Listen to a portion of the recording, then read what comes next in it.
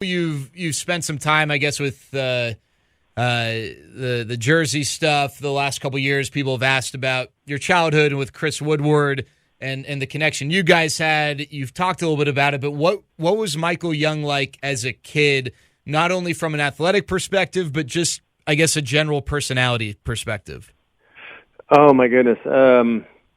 As a kid, I was probably a lot different than I am now, whereas Woody is very, very similar to what he is now. So I was really, really a cocky little kid. I had this a coach who, looking back, was a fantastic coach, but I remember he kind of encouraged all the players to be really, really cocky. So between the ages of 8 to about 13, I had the same coach every year, and I thought I was just doing what my coach asked me to do. Meanwhile, I was probably annoying every single person that I came into contact with on an athletic field or inside of a basketball court or football field or a baseball field. So I was a little different, and I kind of had a little bit of that to me all the way through. I went into college, and my freshman year, I just got this massive rude awakening about, it wasn't really flying with other people, especially people who I was just meeting for the first time. And I think by the time I left college, I was a completely different human being. So, if you've heard those stories from Woody, because he's really, really happy to tell stories about what a punk I was when I was a kid, it is really, really spot on. And, if I can go back, I would change a couple of things, but at the same time, that's kind of the path that people are on in order to become the people that they ultimately end up being. So that was just a small part of mine. If you don't mind me asking, what was the rude awakening? Was it like a conversation with a teammate or a coach? Do you remember what that moment was? Just a ton of teammates, really, and they're probably just getting tired of me walking around and talking about how good I was. When, matter of fact, to be totally honest, by the time when I was a freshman in college, I really wasn't that good. So, it was one of those things. I'm sure there was just a ton of insecurity at the time. Usually when people are talking about how good they are, it's usually some deep-seated issue about they really don't believe they are at the time. I was always very, very confident about what I'd eventually become. But I think, as a college freshman, when you're trying to, really kind of, become a starter and kind of have 3 years to really make the most of that, and it's not going the way you want it to go, it kind of manifests itself in certain ways. And for me, that was me talking more, playing worse, and that's generally a pretty bad combination. Well, what were the things when you were like 8 years old and you were encouraged to be cocky? Like, what were the things that you would do? Would you just like go around and like talk a lot of crap to people, or like? Oh yeah, okay, 100%. So you would just let people know on the that field. Yeah. I was just looking back. I mean, there were so many things I wish I wouldn't have done that. When I got in my big league career, and I was, even though the person who you are as a kid really is a distant memory, it does have a bit of a driving force in your subconscious about who you ultimately end up becoming. And when it came to my relationship with my career and with the game and the things I really valued most about being a baseball player, I think a lot of the lessons I learned when I was super, super young had a lot to do with how I, ended up conducting myself on the field.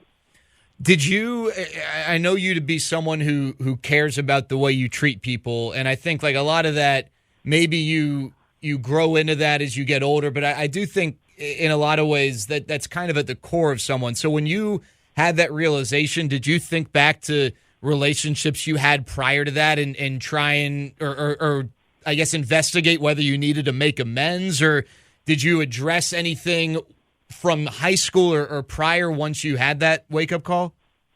Well, yeah, I don't think I was a bad person. I think that a lot of people who knew me, even Woody was one of them, we were really, really good friends when we were young, even though he kind of knew that my personality had some probably annoying quirks to it at the time. But I think that people who knew me the best, I didn't feel like I had to really kind of do anything like that. They just kind of knew that was kind of something that they dealt with me, just nonstop, getting super, super chippy, and I'm sure it got annoying. But I mean, at the same time, I was still raised by two really, really good parents, and I'm sure the majority of the time, their example was coming forth rather than my own insecurities about who I was as an athlete. All right, I also know you to be someone who's got a lot of interests. You're, from a hobby standpoint, multidimensional. Were you always like that growing up, or how did that develop to where, you weren't just a guy who was all sports, but you really did take time to enjoy other things and other parts of life? Yeah, I would say that no. When I was a kid, it was family and baseball. That's pretty much what my life was. I played other sports, but I played those sports for fun. I played them because I enjoyed being around other guys. I enjoyed, what those other sports were about. I enjoyed playing basketball and football and soccer as a kid, but baseball was my first love. It was really all I ever really wanted to do. And, from this time I picked up a baseball and threw a baseball to, leaving college, starting the minor leagues, it was still very, very consistent. That was really all my life was. And I would say, once you kind of, my family started to grow, we kind of settled down roots here in Texas, and all of a sudden you get the, foundational things that were kind of set. And then it's kind of easier, I think, for people to kind of, expand themselves a little bit and see what other things start to kind of pique an interest, especially when you kind of see that your career is maybe on the, age-wise, you're no longer 18 years old, especially when you're in your late 30s and you start seeing what people mean when they say that you're going to be a former player a lot longer than you're a current player, and you kind of start seeing the writing on the wall and seeing what's ahead of you. It's it's easy at that point to kind of see what the future holds. Okay, so one of the things that you and I talk a lot about are just like sports in general, and I know your Lakers fandom is not a new thing, and you as you mentioned, you were a sports guy growing up. What are some of your favorite sports memories as a kid? Oh yeah, man. Dodgers would be the first one. Is Fernando Mania, all the way up to Kirk Gibson's home run when I was 12 years old in 1988. That was my favorite team growing up. I have no really memories of the Angels. I wasn't an Angel fan. I really wasn't much of a fan of the Orange County teams, to be honest with you. But I was when Wayne Gretzky came to the Kings, they already had Luc Robitaille in place, and that kind of like jacked up my Kings fandom. Huge Raider fan when I was a kid, and then obviously with baseball being my favorite sport, and Bo Jackson's our starting tailback, that just made me love the Raiders even more. But the Lakers were my favorite team, my favorite sports team growing up, just because shoot, man, when they the first time they played the Celtics in 1984, I was 7 years old, and that was the first time that I remember being just heartbroken that the first time they lost to the Celtics in the finals, and they came back the next year and kind of got a little bit of revenge in 1987, ended up taking the trilogy from them. But that was the first time I really kind of saw a different sport that I was just truly was a fan. You know what I mean? I guess with baseball, it's, I always kind of watched the game in a different way because I envisioned myself actually doing it. You know what I mean? Like I saw baseball differently from a very, very young age, and I still do. But with basketball and football and these sports, it was really cool to watch it because I just completely removed myself from it. Again, even at a really, really young age, it just really got lost in being a fan because I knew that level was something I was never going to be able to do. So it was easy to just kind of lose myself in being a really pure fan. I think I texted you this recently that I went back and I watched the 1988 Western Conference Finals, the Lakers and the Mavericks. And for me, as a Mavericks fan, my first, second, third memories growing up were of this doormat of the NBA. And, if they won a game, it was like a huge deal. Not that they'd win, around 20 games or so, but if I got to go to a game that they actually won, it was awesome. And so when I first learned, I must have been 5 or 6 years old, that my team almost took down the Lakers in '88, it was mind-blowing. And I've always heard about that era and that team, but I finally went back and I watched it. I'm just curious, just because I haven't really talked to a Lakers fan about it, do you remember that series specifically? Do you remember the Lakers-Mavs matchup, or does it just kind of all blend together? No, hell yeah, I remember that. '88, the Lakers were right in the middle of making their run for the repeat. They had beaten the Celtics in '87, and I think the bad boys are waiting for them in the finals in '88. The Lakers were peak Lakers at that point. I think Magic came off again. I love basketball, man. Magic came off winning the MVP in '87 after Larry Bird won 3 in a row from '84, '85, and '86. And I think '88, was the first year that Jordan actually won it. And then Magic came back and won the MVP, I think, in '89 and '90. But that was peak Showtime Lakers right there. I think that was the last championship they won. In '87, that was probably the best team they ever had when they beat the Celtics. That was basically taking 2 out of 3. So when they played the Mavs in '88, that was the last championship the Lakers won in the Showtime era, but that was peak Showtime Lakers right there, man. They went to the finals. They won in '88, lost in '89, but they still went back to the finals. So for the Mavs to take them, get to the Western Conference Finals and play a team like that, I mean, just shows that what a hell of a run the Mavs actually had. I will say it was fun. I knew that, you know, the era, the style of play back then in that era was way different, but there were several times when all 10 guys were inside the perimeter. Oh yeah, no spacing at all. That never happens at all now. It was pretty crazy. Yeah, now they're spaced pretty much from once you pass half court. They're spaced from every point of half court. That's what the spacing is nowadays. All right, I want to kind of move ahead to your time as a player, and I want to go to 2010, that first year. And I know that your career, there was so much that happened before then, but I want to say I heard someone tell this story, and it might have been you, it might have been someone else, that when you guys had to go back to Tampa for Game 5 of the ALDS, and Cliff Lee was pitching, that he walked into the clubhouse before the game and just kind of looked around and said, "We're good." And it just calmed everyone in the clubhouse. I don't remember if it was you that said that or maybe David Murphy, but what do you remember about just having a guy like Cliff Lee who was as good as he was? Good, I'm sorry. My son's banging on the piano right now. Go ahead. You're good. What do you remember about Cliff Lee and just what he did and the way he was able to just kind of take command of games during that postseason run? So, yeah, that story is exactly true. I remember we had just, it was a really weird moment because we went to Tampa, we won the first 2 games out there, and then we dropped 2 at home, which was just, that sucked, man. We wanted to give our fans an opportunity to celebrate with us. We had clinched the division on the road, so we wanted to give our fans a chance to celebrate with us. So sure enough, that really, really, really tough Tampa team took 2 back at our place. So heading back to Tampa, we were pissed. We weren't really happy to be on that flight, and we got to the park, and we were still, at this point too, that series was getting a little chippy, and there were a couple of things we really wanted to get out there, and we were, I would say we were kind of we were a little bit of we were a little emotional at that point. We wanted to take it to that team, we wanted to wrap it up, and we wanted to get going with the rest of the postseason. And sure enough, during ball games, whether it's the postseason or otherwise, the starting pitcher is usually the last one to show up. And in playoff series, I think position players get to the field even earlier than they usually do. So we had probably about a 7 or 8 o'clock game, and we probably all got there around 1 o'clock, and we're just hanging around the clubhouse doing what we usually do. And sure enough, right around, I would say 4:30, Cliff strolls in, and we're kind of eyeballing him a little bit, and goes to his locker, takes off his watch, kind of turns around, and we're trying not to stare at him, even though we all kind of are. We're kind of fish-eyeing him a little bit.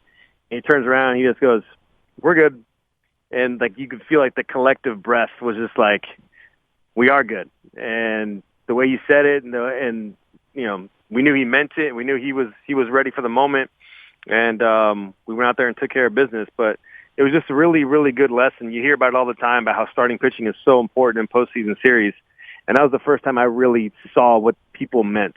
Those are really the only guys in the field that can take over a game and make it impossible for the other team to do anything. Position players really can't do that. You can have a big game and you can have your big moments, but even if you go out there and, have a bases clearing double, you still have to wait 8 more turns before you get back up there. Starting pitchers can really go out there and just, impose their will on ball games if they're up to it. And Cliff definitely was that entire postseason. What is that like? I guess I've never asked anyone this. When you're hitting well and you're in one of those phases where you want to be in the box every moment you can, but you have to wait a couple innings sometimes. Is that like, I don't know. I don't know if you've ever even taken time to really think about it. Is that just like maddening while you're standing in there in the dugout waiting? No, if you're playing defense, it makes it fun. You know what I mean? Because that's what makes baseball such a great sport. And people who love baseball love every aspect of it, and gives you an opportunity to go out there and now make an impact on the defensive end. And that part of it makes it super fun. But that goes to show you really what, especially offensively, baseball truly is a huge team sport. You're relying on every guy next to you, and he's relying on you for you to do your job well so that he can do his well. everyone is super interconnected, and the really, really great teams, and that's what we're all after out there, is to go out there and win. They have depth, and they have talent, and they have, everything. They have spirit. They got fight. And those really good teams seem to really feed off each other because, like you said, I mean, you have to wait. You can't go in there and do your thing, so you're really dependent on the guy next to you to do his job. All right, so later on that postseason, you guys beat the Yankees and go to the World Series, and in that decisive Game 6, I went back and I watched that recently, and Vladimir Guerrero had a huge hit, a part of a big inning.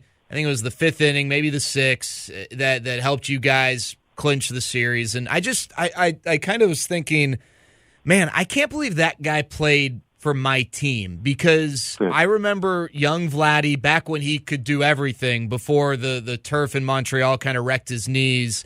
And not many people talked about him because it was Montreal and it was Canada. They weren't that good. And then he obviously tormented the Rangers while he was with the Angels. But was there a guy you ever played with who you're like, you took a step back and you were a fan and you're like, wow, that guy's my teammate? Maybe it was someone you grew up watching, or someone you just admired from afar.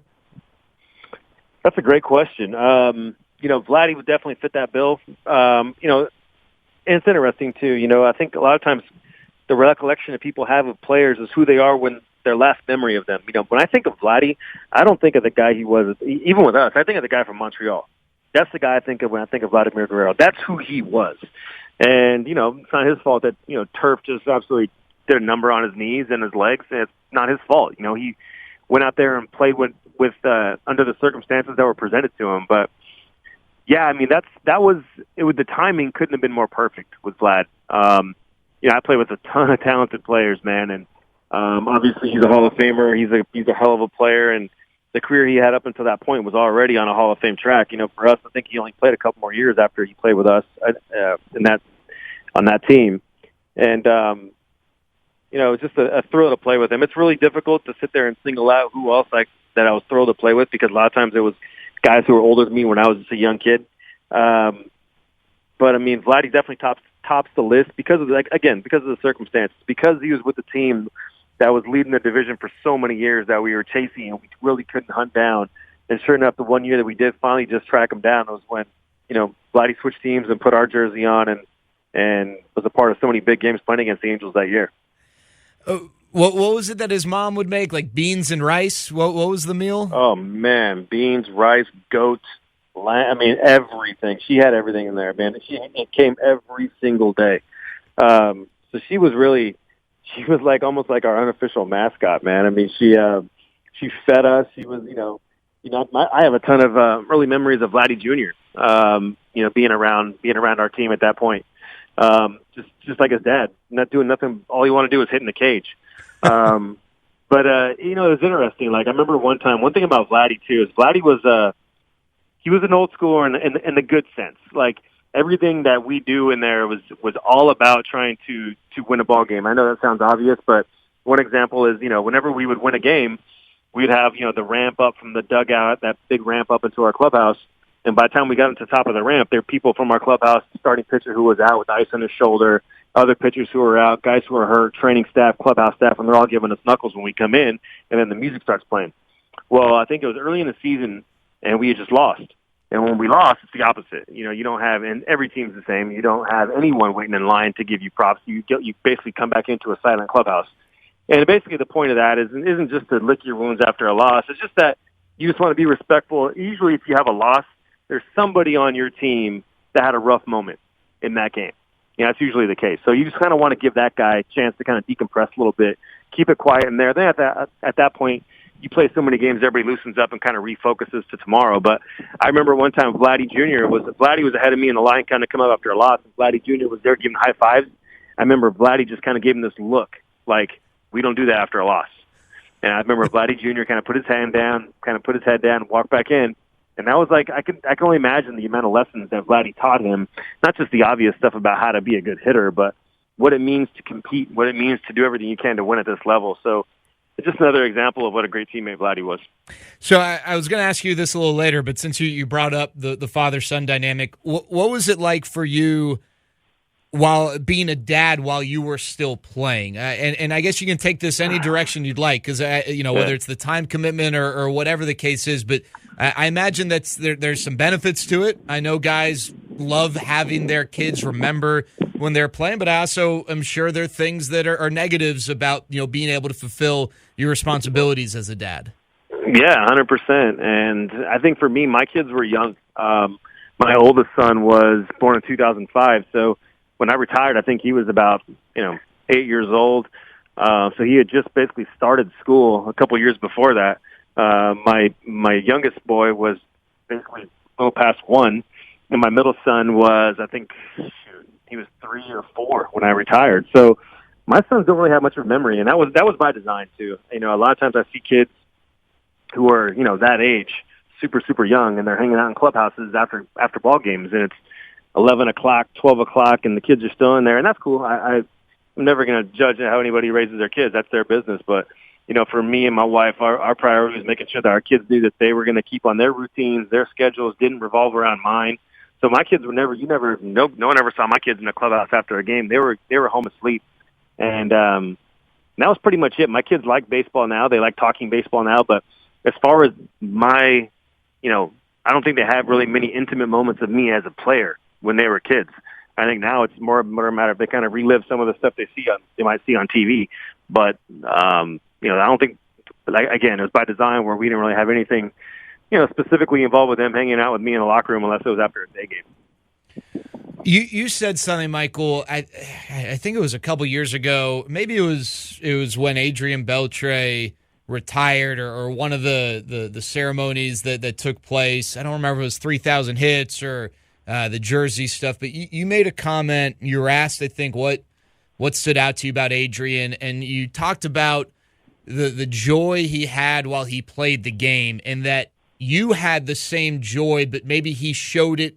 Like he wasn't afraid to smile, and you wish that you maybe as a player were more free and willing to do that. I don't want to misquote her. I don't. Do you remember at all what I'm saying, or am I totally making this up? Yeah. I think for me, there were times I love playing baseball, and there were times where I would literally kind of fight back smiles in a big moment, just because I always wanted to have this idea that I was, I didn't want to get too ahead of myself. I didn't want to. Baseball's such a long, grueling sport. It's really this war of attrition, and the only time I really let myself go was in postseason games, because that's all bets are off right there, and you're really trying to show as much joy as you possibly can. But for me, I really wanted to make sure that it was always really a one step in front of the other kind of mentality. I never really wanted to stop and smell the roses, because I felt like if I was doing that, then I was giving somebody else, kind of opening the door for somebody else to pass me up a little bit. And I wish, going back, if I could do a couple things differently, which is really easy to do when you're retired, to think about the things you could have done better. I wish I had taken the time just to kind of just let it all cut loose a little bit more. And if I felt any joy, just to not feel like I couldn't show it. And that was one of the things I really loved about Adrian. He just really kind of loved playing baseball, but was super competitive and super passionate, but never fought himself when it came time to showing how much fun he was having out there. So Emily Jones always says how you were one of the hardest guys to crack, and I only knew you as a player, just as anyone else as a fan, and have only gotten to know you as a person post playing. But and I don't think you're a different person. But the guy I know now, whether it's the personality on social media or just the personality in person and actual conversation, is different than the guy that I saw as a player. You were very, and you kind of just talked about it, but you were very serious or focused or whatever. I guess, was that also by design when you were done playing, just kind of opening up and showing off the various dimensions of your personality? Not to get way too profound or anything. I'm just No, that's fine. You're again, I don't want to say you're a different person, but the personality is more out there. Yeah, I think that I was always that way. I just wasn't that way with the press. And, right. Usually whenever I was answering questions after a game, I always assumed that those questions were going to be in print the following day. And if we were in the middle of a series with somebody, I wasn't going to do anything that was going to, be bulletin board material for another team. I was a big believer in kind of letting sleeping dogs lie, and I didn't want to get to a point where I was giving anybody any extra motivation. If another team deserved any kind of credit, I was going to give it to them. And I wanted my answers, again, by design, to be as vanilla as possible. I was gonna do my. I felt like I had a responsibility to talk to the press, just because I had to be respectful of the fact that they have a job to do. But it wasn't my responsibility to give them a ton of material either. My responsibility was just to answer the question. So I wanted to give the most vague, vanilla answer I possibly could. Make sure that I was supportive of my teammates, complimentary of the guys I'm playing against, and do what I felt were my responsibilities with the press without giving him too many avenues to go down, I guess.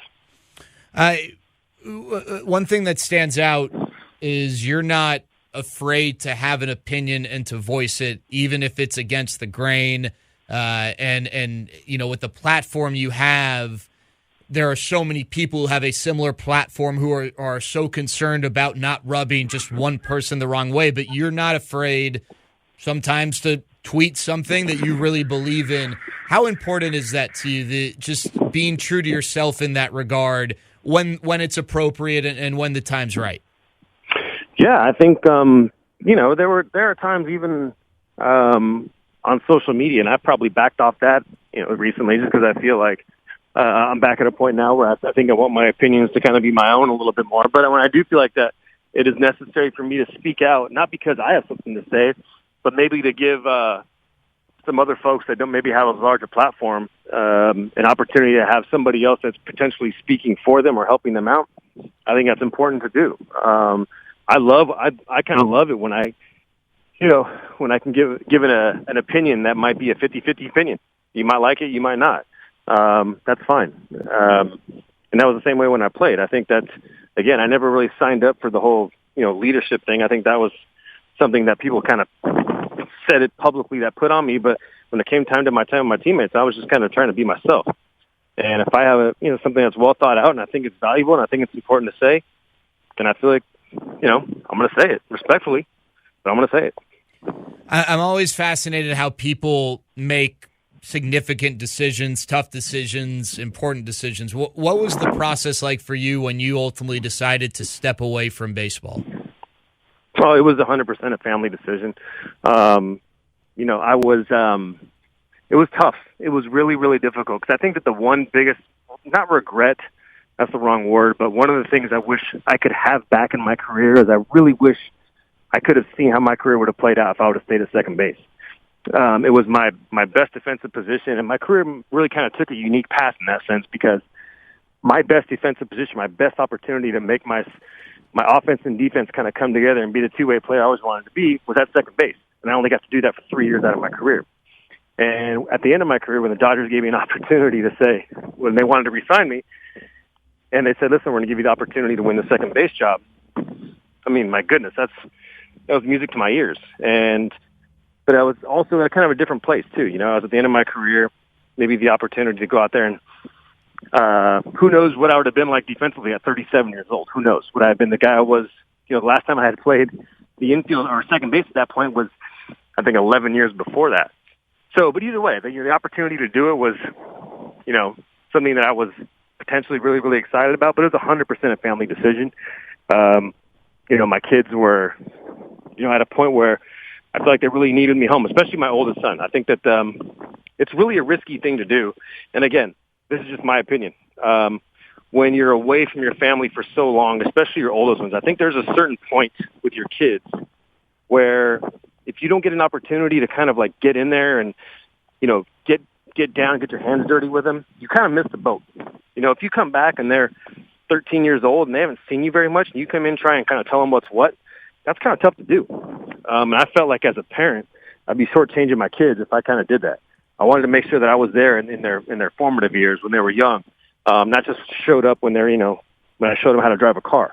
That to me wasn't what being a dad was about. So, and everything from, my family aspect to the way my body was feeling, it just was the right move for me to shut it down. And I was probably one of the rare ones where my goal as a player was always maybe to step out a hair early rather than a hair late. So I felt like it was a good time for me. I don't want to, usually when you retire, pretty much everybody knows they're on the backside of that mountain. I just didn't want to wait till I get down to the very end. I don't want to wait around and see what that looked like. Michael, I've heard you talk about this before, but I'm curious, how much pride do you take in being Mexican American? Yeah, man. I mean, I think about who, just like everyone else does, everyone has a backstory about who they are, where they came from, and what their earliest memories are. And for me, that's hanging out with my family on my mom's side. My dad's side, for the most part, was living in a different state. They were in Nevada. They're in Carson City, Nevada. So I loved them. I loved seeing them. I just didn't get to see them as often. So my mom's family, Mexican-American family, we were together all the time, whether it's a birthday, first communion, a baptism, everything. The first time you took a couple steps, another party we have. I mean, it's literally a reason to have a party all the time with them. So my fondest memories are being with my family. So, I mean, I do have a strong level of pride on who I am and what my family has done to make sacrifices to give me a chance to do what I wanted to do. And that's very important to me. So, yeah, I do have a ton of pride in who I am and who my family is and who we all are now.